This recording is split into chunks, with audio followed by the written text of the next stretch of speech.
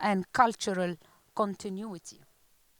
The question is whether we can remain globally connected without becoming culturally disconnected.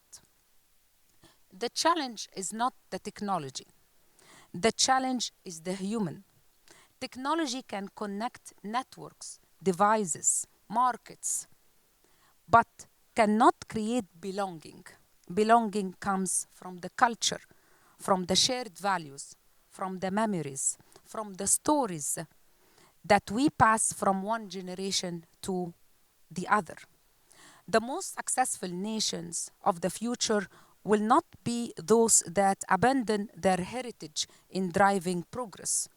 They will be those that innovate while remaining deeply rooted in who they are. Today, the Gulf region is undergoing one of the most significant transformation in its history.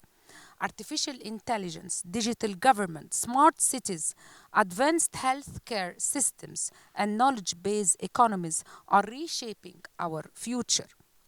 Yet, along this transformation, there is a growing recognition that heritage, language, and identity remain essential pillars of sustainable development.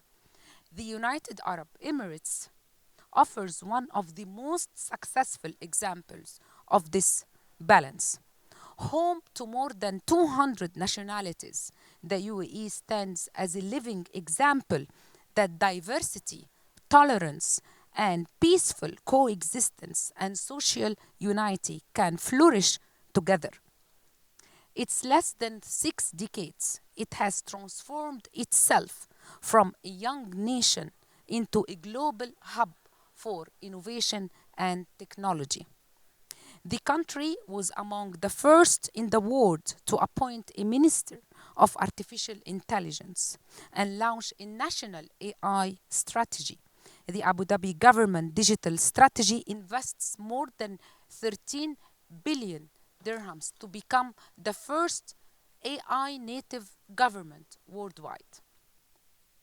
Today, the UAE ranks among the leading countries globally in digital government readiness, smart services, and future focused innovation. More than 99% of the government services are available digitally, creating one of the world's most advanced public service ecosystem. But on the other hand, also, the establishment of the Ministry of Tolerance and Coexistence reflects the vision that places dialogue, understanding, and coexistence at the center of national development. What the UAE has shown to the world that modernization and cultural preservation are not competing priorities, they are mutually reinforcing priorities. The vision was articulated beautifully by the father of the UAE, the late Sheikh Zayed bin Sultan Al Nahyan, may his soul rest in peace, who said, من ليس له ماضي ليس له حاضر ولا مستقبل. Those who do not know their past cannot make the best of their present and future. More than ever, those words resonate in the digital age.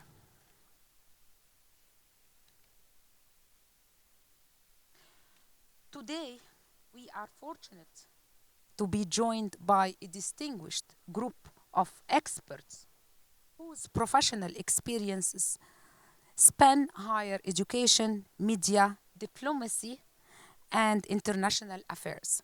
Together, they bring diverse perspectives on one of the defining questions of our time. How do we remain globally connected while preserving the identities, values, and traditions that shape who we are? It is now my pleasure to introduce our esteemed panelists.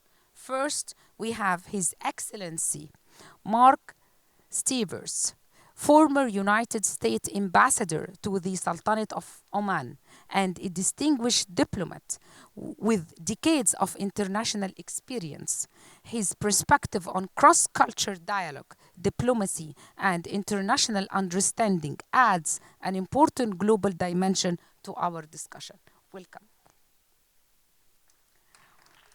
Joining us as well is Mrs. Lina Hasaballah, editor at CNN Business Arabic and an influencing voice in regional media.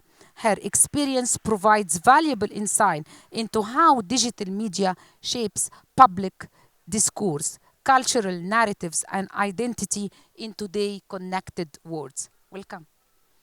And finally, we are honored to have my colleague, Dr. Anas Najdawi, Director of Abu Dhabi University's Dubai campus, and a respected higher education leaders whose work focuses on academic excellence, innovation, and student success.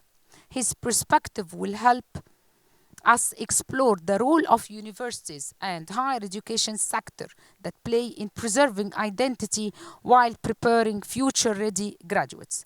Please join me in welcome our distinguished panelists.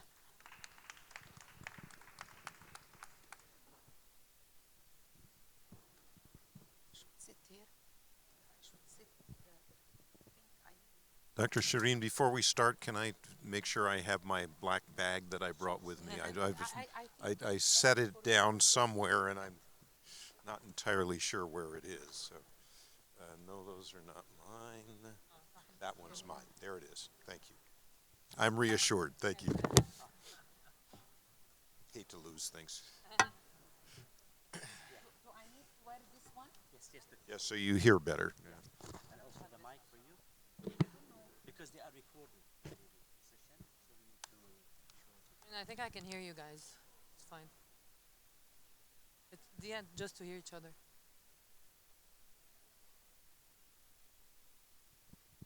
Do I need it? You have to keep this. لا عايز تسمع أكتر. Okay. You want to hear better. يعني أنا I can. If you don't want, it's Okay. okay. Yeah. If you can't hear them, like. Don't want to ruin our hair I'll and do without it. spent a lot of time on that. Yeah, this is maybe designed for Nobody wants it. like to speak in other language. Yeah. Translation. Yeah. So we'll speak in English, so everyone can. Everyone can hear? Okay, perfect. Hear me now, huh? Yes. Okay, excellent. So, thank you all for being here today. It's a great occasion. Thank you for being thank you for being here today. And to begin our conversation, I would like to invite each of our panelists to briefly reflect on the following question. I will start by His Excellency Mark and to ask him the first question. How can societies balance digital openness with the preservation of authentic culture values? Thank you, Dr. Shireen, and it's a great pleasure to be here, and my thanks to Emirate Scholars and this wonderful conference. I think this is the third year that I've participated, and it's always a great event. These are among the big challenges of our times. The world is changing more quickly than anybody can really grasp. Technological developments, social developments, and AI and social media are creating new opportunities for communication, but they also create new opportunities for targeted information, disinformation, misinformation, hate speech, all sorts of very dangerous things that come with it. And I think, as you mentioned, Dr. Shireen, in your introductory remarks, the UAE is a very, very special place because it's a place where people from 200 countries and many, many different backgrounds all live together in a small country and all find themselves respected and able to participate and accepted for who they are, as long as they accept who others are. To go see a different experience or meet new people. Now you can see it while you're scrolling on your TikTok. But there are a few negatives that we have to be careful of, whether it's university, media, diplomats, and going back to what Dr. Enes said, connectivity or protecting your national identity in this today's connected world does not mean at all that you need to be isolated. The strongest cultural identities have shown that they have withstood and have engaged in social media platforms and global media spaces online. UNESCO itself emphasizes that cultural diversity is strengthened by the free flow of ideas and sharing online. But that doesn't mean that there aren't some negative points or some risks that we have to be careful of. First is, as we can all see online, there are monopolies, whether it is social media platforms that many people go to, whether it's certain creators, catering to billions and billions of people. So when you put that power in the hands of a few, there are certain risks and certain hidden agendas that may come through to the masses that may not necessarily be good for all. But again, this goes back to the role of the media and content creators and others from different parts of the world to work harder to put forth our stories and our content, because I do believe that we should be the ones telling our stories. The second thing is that today more than half of all websites online are in English. Now that's not to say that's that we all speak English. It's a universal language for a reason. But at the same time, English speakers represent a smaller part of the world's population, which means that we also need to work harder, scientists, AI, governments, to push forth Arabic content, Farsi content, Turkish content, French content. There's a lot of different languages in the world, and it naturally creates an advantage for English-speaking countries while making others less visible online. At the same time, UNESCO warns that nearly, 40% of the world's languages are endangered and may disappear. So we need to work harder to make that. Another challenge is economic. So I work in business, so I like numbers. So the creative industry and the cultural industry account for more than 48 million jobs globally. That's 6% of the world's employment around the world, and they contribute to 3.1% of global GDP. That's a big number. 48 million jobs, that's also a big number. So if we don't focus on creating and on supporting culture and creative industries around the world, the economic impact can also be vast. So it's a role that we all must play. The risks are big, but the solution is on our hands. I totally agree with you. Thank you so much. Despite that, the culture can get benefit from the technology, but there are some challenges. And I can call them challenges, and this is our role now in order to, to find like solutions and how to preserve the culture while we are progressing and digitally transform in our societies. I'm sorry, I just didn't mention Yes. one more thing. Algorithms. Yes. I have my friend who's social media here, so I need to say everything. So algorithms make you see things that they want to see. And in today's world, people are watching around 2 seconds of video. If someone watches more than 4 seconds, my social media producer was telling me, people watch your reels for 15 seconds or more. That's amazing. I was like, that's really bad. My reel is 2 minutes and people are watching an average of 15 seconds. He said, that's amazing. In the bigger picture, people are only watching 2 seconds and they're scrolling.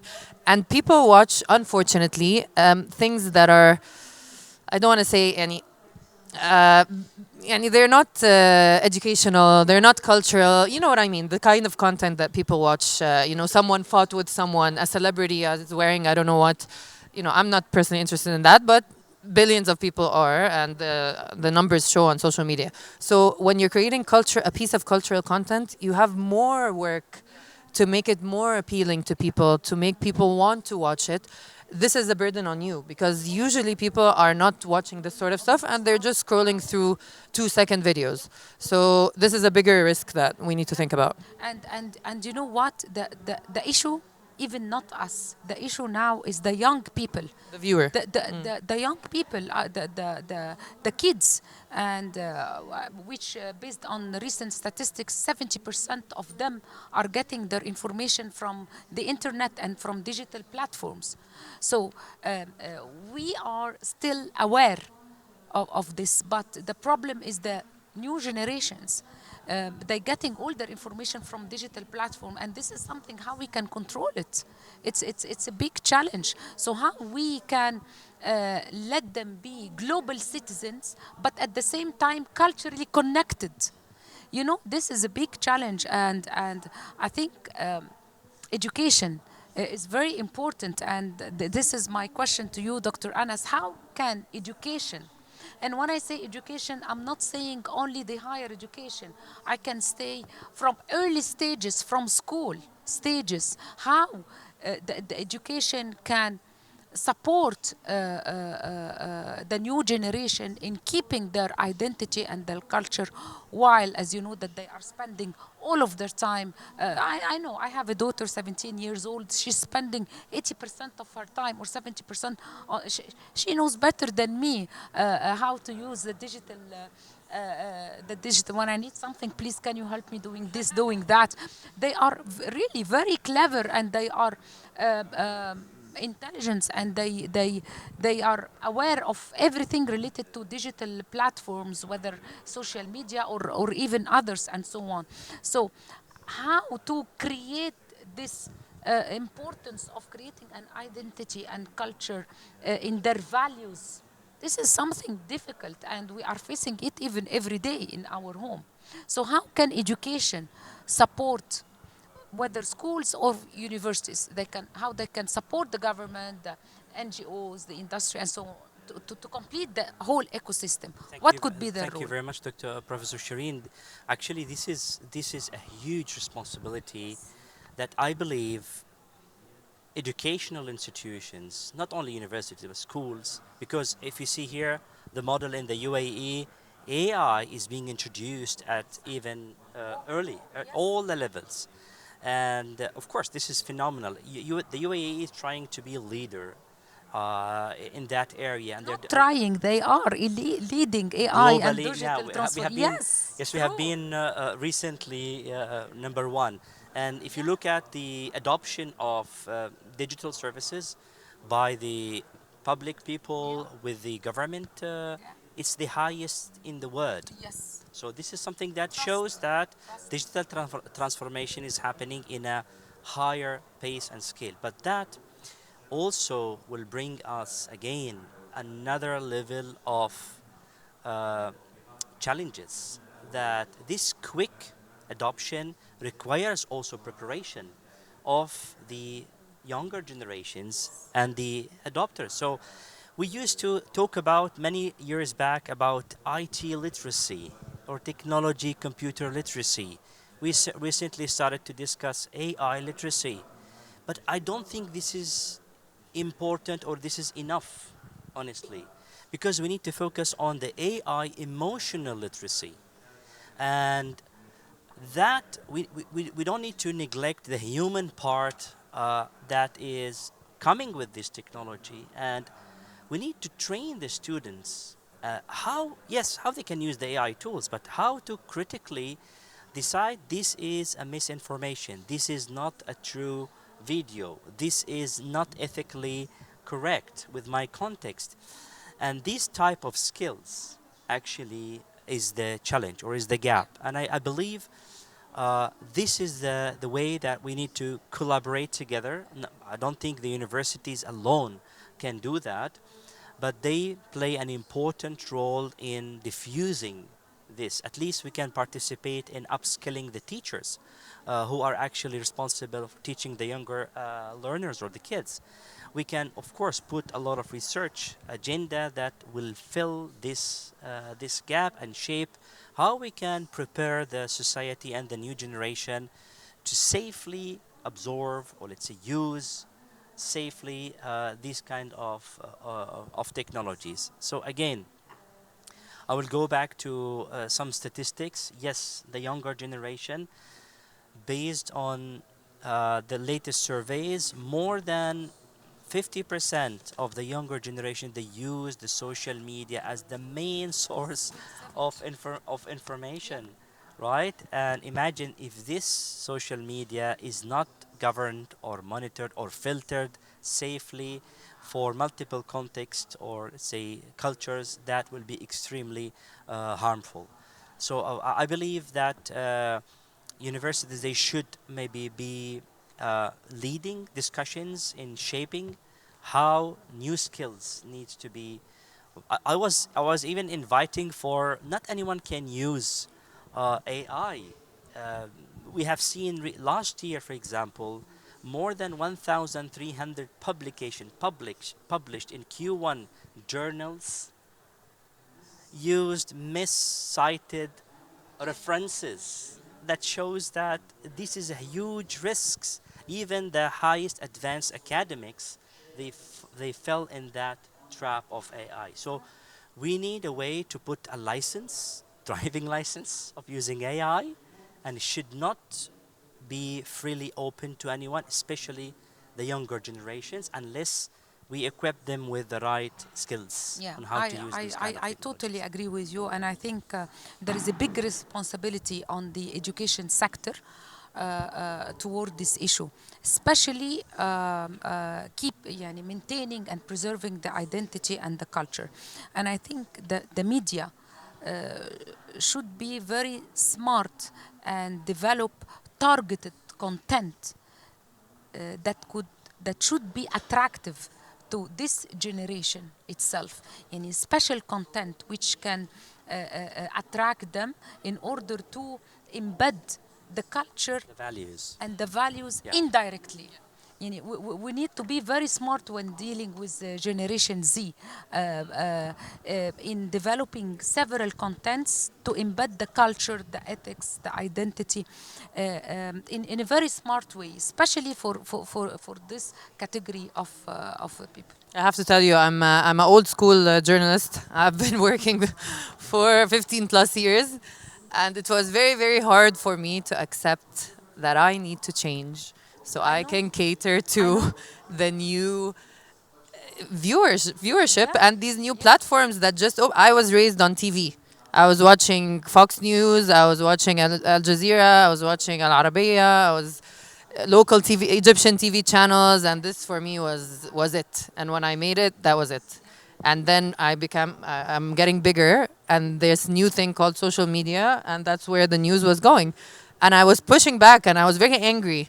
Like, no, this is not what we learned. This is not what we were waiting for. And then younger kids just jumping up in front of the camera and saying, hey, let me tell you about this. No, what did we learn about today in today's news bulletin? This is what we will be speaking about. That went out the window. So we needed to adapt, just like people need to adapt with AI, just like people need to adapt with new policies. We needed to adapt, and that's what we did. The first time I heard about like a teaser before a video I was like, what is a teaser? We're just going to say what's happening. We need to get people's attention in the first 2 seconds, and we need to get. So this is a new thing. And one thing that I will say is that digital memory versus cultural memory. This is a huge point that we need to discuss. We're creating more content than any point in human history. And there's a huge number that I can't forget, but every second there's millions of pieces of content being thrown out online. But it's very short-lived. So it's 2 seconds that you're watching and you move on to the next and you move on to the next. If cultural heritage, in this case, is not intentionally documented, intentionally archived, intentionally embedded in this ecosystem, we're going to have a huge problem with future generations. And targeted. Exactly. I think it should be customized. يعني when we target elder different than we target the new generation, I think يعني we should customize the content based on the target audience. Yeah. This is very important. Yeah. Because you will not reach them. Exactly. But you should use their way of reaching them. You should deliver the message through their way. Exactly. In order for them to absorb it and really follow it. Yeah. I think so. I don't know. It's a big That's true, I challenge agree. to tell you the I truth. agree. It's a big challenge. I think this is a very interesting topic and a big challenge which as I said before, the whole ecosystem should support this, whether government or education sector or industry and so on.